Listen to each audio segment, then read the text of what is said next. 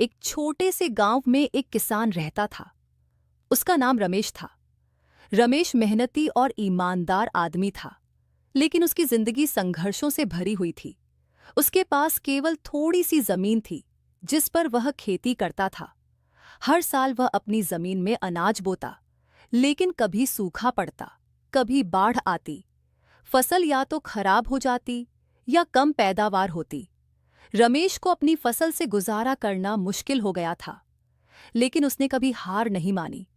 एक साल गांव में बहुत भारी बारिश हुई। रमेश की सारी फसल बर्बाद हो गई। वह बहुत दुखी हुआ, लेकिन उसने फिर भी हिम्मत नहीं हारी।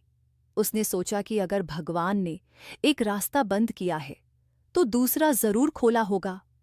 अगले दिन वह अपने खेत में गया और देखा कि बारिश से मिट्टी बहुत उपजाऊ हो गई थी। उसने सोचा कि क्यों न इस बार सब्जियों की खेती की जाए। रमेश ने अपने खेत में टमाटर, आलू और पालक जैसी सब्जियां बोईं। कुछ ही महीनों में उसकी मेहनत रंग लाई। उसकी सब्जियां न केवल अच्छे से उगीं, बल्कि बाजार में भी ऊंचे दामों में बिकीं। उसकी आर्थिक स्थिति में सुधार होने लगा। रमेश ने धीरे धीरे अपने खेत का विस्तार किया और दूसरे किसानों को भी सब्जी की खेती के लिए प्रेरित किया। अब रमेश न केवल खुद समृद्ध था, बल्कि उसने पूरे गांव को एक नई दिशा दी।